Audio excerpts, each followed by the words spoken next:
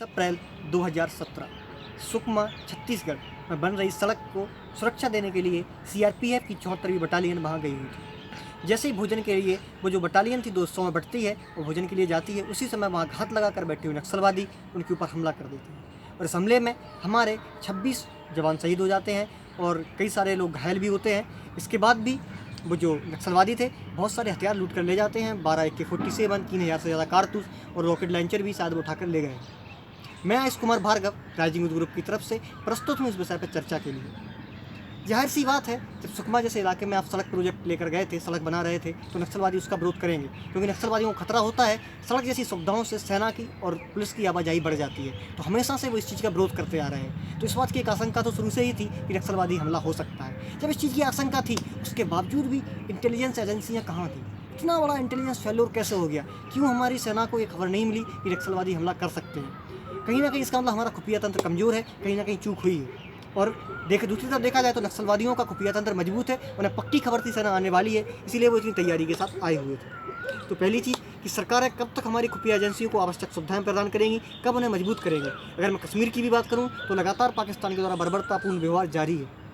अगर मैं आंकड़ों पर भी बात करूं तो 2016 में लगभग 258 से ज़्यादा हमारे जवान शहीद हुए हैं, और ये जो आंकड़े हैं ये पिछले 3 साल के मुकाबले कई गुना ज़्यादा हैं।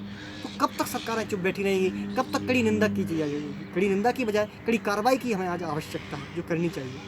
अब हम बात करते हैं नक्सलवाद के ऊपर कि आखिरकार क्यों नक्सलवाद की समस्या हमारे देश में है, कैसे ये समस्या आई, इसके क्या समाधान हो सकते हैं और क्या कारण है, एक करके चर्चा करते हैं। मित्रों, ये जो नक्सलवाद है ये नेपाल के पशुपति से लेकर नेपाल, बिहार, पश्चिम बंगाल, उड़ीसा, छत्तीसगढ़, मध्य प्रदेश, महाराष्ट्र के कुछ इलाके, कर्नाटक के कुछ इलाके और तेलंगाना और आंध्र प्रदेश, इस तरह एक फैला हुआ एक रेड कॉरिडोर बन चुका है। इतने इलाकों में आज ये नक्सलवाद फैल चुका है। इसकी शुरुआत पश्चिम बंगाल के एक गांव नक्सलवाड़ी से हुई थी।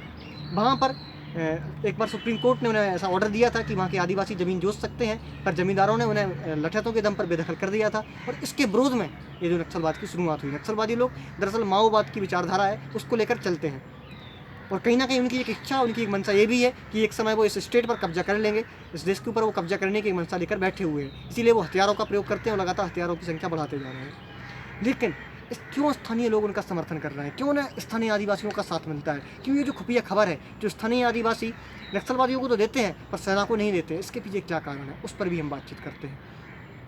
मित्रों, जो ये आदिवासी इलाके हैं उड़ीसा और छत्तीसगढ़ की अगर विशेष कर बात की जाए तो वहाँ के जो आदिवासी हैं वो वहाँ की जंगल को, वहाँ की जंगल और ज़मीन को अपना समझते हैं, उस पर वो अपना अधिकार मानते हैं और उसका संरक्षण भी करते हैं। वो वहाँ स्वतंत्र रूप से जीना चाहते हैं, उन्हें किसी प्रकार की आधुनिकता की आवश्यकता नहीं है। और सबसे अच्छी बात यह है कि वो वहाँ पर पर्यावरण का संरक्षण भी करते हैं। लेकिन उसी ज़मीन के नीचे, उस बहुमूल्य जंगल के नीचे बहुमूल्य खनिज भी हैं। अगर मैं बस्तर की बात करूं तो वो वहाँ बहुत अधिक मात्रा में लोहा पाया जाता है। उड़ीसा में बात करूं तो वहाँ बॉक्साइट पाया जाता है। ऐसे कई प्रकार के बहुमूल्य खनिज जो कि कच्चा माल के रूप में इंडस्ट्रीज़ में प्रयोग होते हैं, पाए जाते हैं, और उन पर उद्योगपतियों की कड़ी नज़र रहती है और सरकार को भी उसकी आवश्यकता होती है, क्योंकि इकोनॉमी चलाने के लिए कच्चे माल की तो आवश्यकता पड़ेगी। और ऐसी स्थिति में वो आदिवासियों को गाँव से बाहर निकालने की बात करते हैं। और ये जब वो बोलते हैं कि उनको आदिवासियों से ज़मीन लेनी है तो उनको वो बोलते हैं कि हम इनको रिहेबिलिटेशन करेंगे, इनके लिए अच्छी सुविधाएं देंगे, इनको आधुनिकता से जोड़ेंगे। तो दरअसल ज़मीनी स्तर पर हकीकत कुछ और होती है। मैं अगर बात करूँ सुप्रीम कोर्ट का जो स्टेटमेंट आया था 2013 या 2014 में, जो वेदांता समूह है उसने उड़ीसा में आदिवासियों से, ऐसा सुप्रीम कोर्ट ने कहा था कि बहुत ही भ्रष्टाचारपूर्ण तरीके से ज़मीन छीनी है, उनके साथ धोखाधड़ी की गई है और वहाँ के आदिवासियों को ज़बरदस्ती बेदखल कर दिया गया था, डंडों के बल पर और लाठीचार्ज के बल पर। ऐसी स्थिति में उन आदिवासियों के अंदर आक्रोश आ जाता है कि एक और तो आप उनकी ज़मीन उनसे छीन रहे हो, जिससे उनको बहुत अधिक लगाव होता है, और उसके बाद जो आप उनसे वादा करते हो कि आप उन्हें रिहेबिलिटेट करोगे, उनके लिए अच्छी सुविधाएँ दोगे, उन सुविधाओं के नाम पर आप उन्हें टेंटों में रहने के लिए मजबूर कर देते हो, और जो लोग विरोध करते हैं उनके ऊपर लाठियां बरसाई जाती हैं। इसके अलावा उनकी महिलाओं के साथ रेप भी किए जाते हैं। तो ऐसी बहुत सारी समस्याएं उनके साथ होती हैं, और जाहिर सी बात है उनके अंदर एक आक्रोश आ जाता है। और ऐसी स्थिति पे जब सरकार कागजों पर तो कुछ और बोलती है लेकिन ज़मीनी हकीकत कुछ और होती है, इस धोखाधड़ी वाले माहौल में वो मजबूर हो जाते हैं हथियार उठाने के लिए।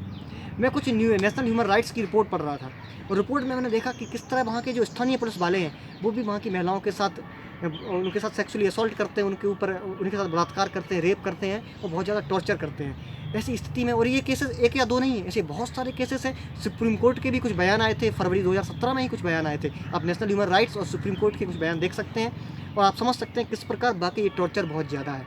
इस कारण उनका सरकार के प्रति जो रवैया है वो एक आक्रोशपूर्ण हो जाता है और सरकार के विरोध में वो लोग चले जाते हैं। और जाहिर सी बात है, पर उनके पास एक ही ऑप्शन बचता है, वो नक्सलवादियों का दामन थाम लेते हैं। इसी कारण ये जो समस्याएं हैं बढ़ती जा रही हैं। तो इसके उपाय क्या हो सकते हैं, इसके समाधान क्या हो सकते हैं? तो पहली चीज़ तो मैं यही कहना चाहूँगा कि जब आप वाकई उनसे ज़मीन छीनना चाहते हैं, आप अगर आदिवासियों से ज़मीन लेना चाहते हैं, तो आपको उनको जो जिस सुविधाएं की आप उनसे वादा करते हो, अपने आधुनिकता से जोड़ोगे, वो सुविधाएं वाकई आपको देनी होंगी। आप सिर्फ एक प्रकार का जुमला या उनको मूर्ख नहीं बना सकते हैं। भ्रष्टाचारपूर्ण तरीके से काम नहीं चलेगा। जो नर्मदा बचाओ आंदोलन में किया गया था कि पेपर के ऊपर तो सबको ज़मीनें मिल गई थी, पर ज़मीनी स्तर पर हकीकत कुछ और थी। किसी को कोई ज़मीन नहीं मिली थी, किसी को कोई रूम नहीं दिया गया था, रहने के लिए कोई सुविधा नहीं थी। यही स्थिति आदिवासियों के साथ होता है। अगर आप उनके साथ अत्याचार करेंगे, अगर आप उनके साथ सुविधाओं के नाम पर धोखाधड़ी करेंगे, तो उनके अंदर आक्रोश बढ़ता जाएगा और फिर वो ऐसे गलत रास्ते अपनाएंगे। तो पहली चीज़ तो सरकार को अपना रवैया शुद्ध करना चाहिए, साफ करना चाहिए। ये जो भ्रष्टाचार, ये जो दोहरापन सरकार के अंदर है कि कहती कुछ और है, करती कुछ और है, वो चीज़ बंद होनी चाहिए। सरकार को भ्रष्टाचार पर लगाम लगानी चाहिए। दूसरी चीज़, स्थानीय पुलिस वालों के द्वारा जो अत्याचार होते हैं उन पर भी रोक लगना चाहिए। एक नैतिकता का एक मापदंड बनना चाहिए जिस पर काम होना चाहिए। इसके अलावा मित्रों, कुछ लोग ऐसा भी बोलते हैं कि वहाँ से जो खनिज है, खनिज नहीं निकाले जाने चाहिए। लेकिन मैं जब जो खबरें पढ़ रहा था, मैंने देखा कि जब 2013 में सुप्रीम कोर्ट ने माइनिंग पर स्टे लगा दिया था इसी धोखाधड़ी के चलते, तो जाहिर सी बात है जब धोखाधड़ी होगी तो स्टे लगाना पड़ेगा। लेकिन जो माइनिंग पर स्टे लगाया गया उसके वजह से हमारे इंडस्ट्रियल सेक्टर की जो जीडीपी है या जो इंडस्ट्रियल सेक्टर की जो ग्रोथ रेट थी वो कई बहुत ज़्यादा गिर चुकी थी। लगभग 4 से 5 पॉइंट गिर गई थी, 9 से 5% पर आ गई थी। उसकी वजह से बहुत ज़्यादा लोगों को बेरोजगार होना पड़ा था। बेरोजगारी बढ़ने लगती है और इकोनॉमी बहुत ज़्यादा प्रभावित होती है।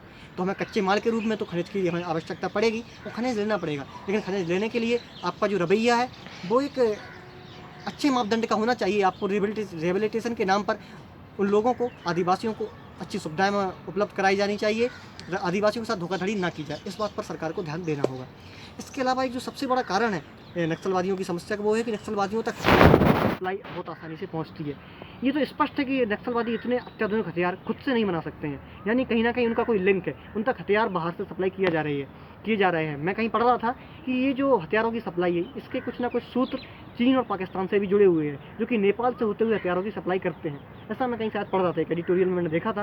और ये जो जब तक सरकार और खुफिया एजेंसियों को इस पर कोई खबर नहीं है, जब तक वो इस हथियार की जो कड़ी है इसको नहीं रोकेंगे, तब तक उन पर लगाम लगाना मुश्किल हो जाएगी। तो सबसे पहले काम तो सरकार को पकड़ना होगा कि कहाँ से हथियारों की सप्लाई हो रही है। जैसे ही वो इस चेन को तोड़ते हैं तो नक्सलवादी बहुत अधिक तक कमज़ोर हो जाएंगे।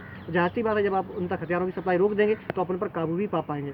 तो पहली चीज़, आपको स्थानीय लोगों का भरोसा जीतना होगा, क्योंकि जब स्थानीय लोगों के साथ धोखाधड़ी होती है, उनकी ज़मीनें छीने जाती हैं, तो फिर वो नक्सलवादियों का दामन थाम लेते हैं। आपको जब स्थानीय लोगों का भरोसा जीतोगे, और हम लोगों को भी वहाँ के स्थानीय लोगों से जुड़ना चाहिए। जब हम उनसे जुड़ेंगे, क्योंकि वो भी हमारे देश के ही नागरिक हैं, वो भी भारतीय हैं, तो उनके साथ भी एक सम्मानपूर्ण तरीके से व्यवहार किया जाना चाहिए। उनको जब मुख्य धारा से जोड़ने की जो कोशिश है वो सही मायने में अगर की जाएगी, तो हो सकता है वो भी अपना रुख बदलें।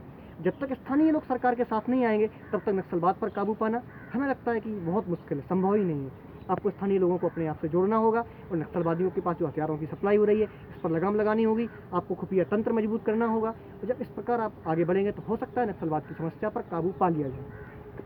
इसके अलावा 8 मई को इसी हमले के ऊपर एक रिव्यू मीटिंग रखी गई है। देखते हैं उस रिव्यू मीटिंग में क्या फैसले लिए जाते हैं, सरकार किन नए नीतियों के साथ आगे आती है। हम फिर से उनके ऊपर विवेचना को लेकर प्रस्तुत होंगे और आपसे फिर बातचीत करेंगे। आज के लिए इतना ही, बहुत बहुत धन्यवाद।